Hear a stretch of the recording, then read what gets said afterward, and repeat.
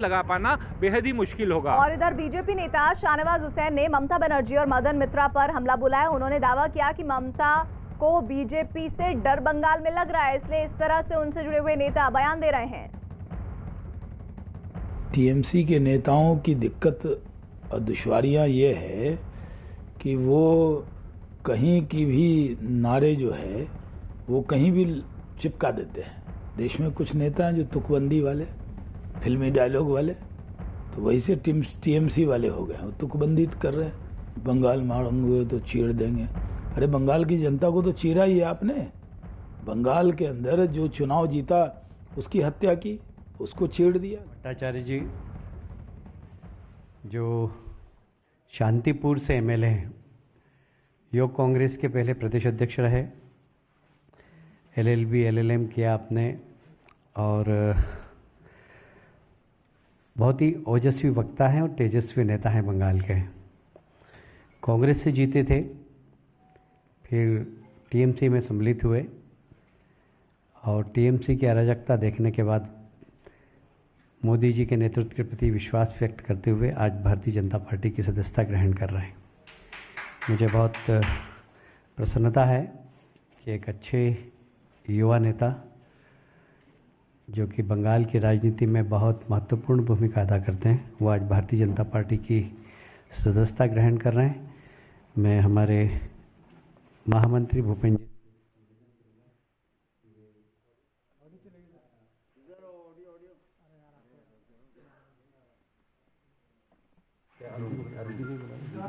Bhattacharya TMC के विधायक party में शामिल होने की ये सीधी तस्वीरें, और लगातार कैलाश विजयवर्गीय से सवाल पूछा जा रहा था तो वो कहते देखिए समय आने दीजिए, सब बता दिया जाएगा। तो बीजेपी के लिए ये एक बहुत बड़ा झटका। अरिंदम टीएमसी का एक युवा चेहरा विधायक अब बीजेपी में शामिल हो रहे हैं। और एक जो सिलसिला आप पीछे इतिहास में अगर देखें, हाल फिलहाल के समय में अरिंदम भट्टाचार्य ने कैलाश विजयवर्गीय जो कि प्रभारी पश्चिम बंगाल चुनाव के, उनके पैर छुए, उनका अभिवादन किया गया है, वो बीजेपी में शामिल हो चुके हैं। और ये एक बहुत बड़ा झटका, ये जो तस्वीरें हैं वो पहुंचा रही होंगी टीएमसी को, क्योंकि चुनाव में अब कुछ ही महीने बाकी हैं और ऐसे में एक एक कर उनका पाला छोड़ कर बीजेपी में उनके विधायक, पूर्व सांसद, मंत्री और तमाम ऐसे लोग जो कद्दावर कहे जाते हैं, जो ममता के करीबी कहे जाते हैं, वो शामिल हो रहे हैं। और अरिंदम भट्टाचार्य, उसमें एक नया नाम शामिल हो चुका है।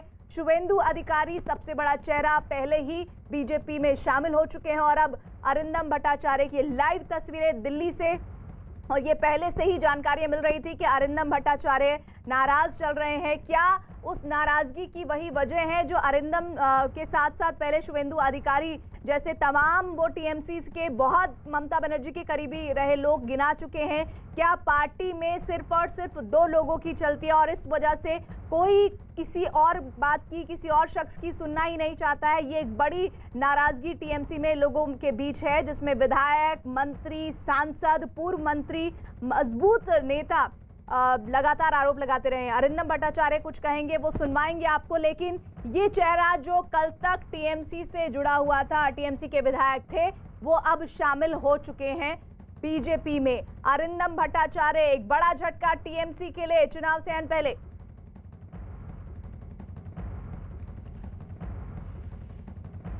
जब हमारे जैसा युवा अपना प्रोफेशन छोड़ के राजनीति में आता है, उसके कुछ सपने होते हैं, कुछ सोच होती है, कोई विजन होता है, प्लानिंग होता है। और वो विजन, वो प्लानिंग, वो सोच, वो सपने जब हम लोगों को लेके पॉलिटिक्स करते हैं तो सब उनको घेर के वो सपने होते हैं, वो प्लानिंग होता है। तो हमारा भी ऐसा ही था। मेरे लोग, मेरा स्टेट, मेरा कॉन्स्टिट्यूंसी, उनके लिए एक सपना देखा था, बेटरमेंट हो। राजनीति का यही मकसद होता है कि आप जहां हैं वहां से बेटर कहीं लेके जा सकें। तो हमारा भी यही था कि कॉन्स्टिट्यूंसी के लोग, मेरे प्रदेश के लोग, स्टेट के लोग, उनके लिए एक अच्छा फ्यूचर मिले, स्पेशली द यूथ, युवा जो हमारा नेक्स्ट पीढ़ी है, हम उनको क्या दे के जाएंगे। आज जो स्थिति है जिसको हमने सुधारने की बहुत कोशिश की, बार बार सजेशंस दिए गए, पर उसका कोई अर्थ नहीं निकला। आज युवाओं को अगर फेसबुक पे, अपने सोशल साइट पे ये लिखना पड़े कि मैं अपना किडनी बेचना चाहता हूं, मुख्यमंत्री मुझे नौकरी दे दे, ये हमारे लिए शर्म की बात होनी चाहिए। आज पश्चिम बंगाल का यूथ कोई भविष्य नहीं है उसका। आज पश्चिम बंगाल के यूथ के पास काम नहीं है। लॉकडाउन पीरियड में हमने देखा, पूरे हिंदुस्तान से जो लोग पश्चिम बंगाल की तरफ आ रहे थे, जो बाहर काम करते हैं लेबर सेक्शन, आपने उनका यूथ एज ग्रुप देखा, वो सब बिलो 40 थे, बिलो 35 कह सकते हैं। तो ये लाखों की तादाद में यूथ, इनको पश्चिम बंगाल में काम नहीं मिला, इसीलिए ये लोग मजबूर हुए बाहर जाने के लिए। लॉकडाउन पीरियड में वो मंजर दिखा हमें कि किस तरीके से छोड़ छोड़ के आए। आश्वासन मिला कि राज्य में ही काम मिलेगा, पर वो आश्वासन भी आश्वासन ही रहा। उन लोगों को फिर वापस जाना पड़ा क्योंकि काम नहीं है। There is no industrialization in the state, there is no industrialization, there is no future planning, there is no vision. सिर्फ व्यक्ति आक्रमण है, राजनीति है, काम जीरो।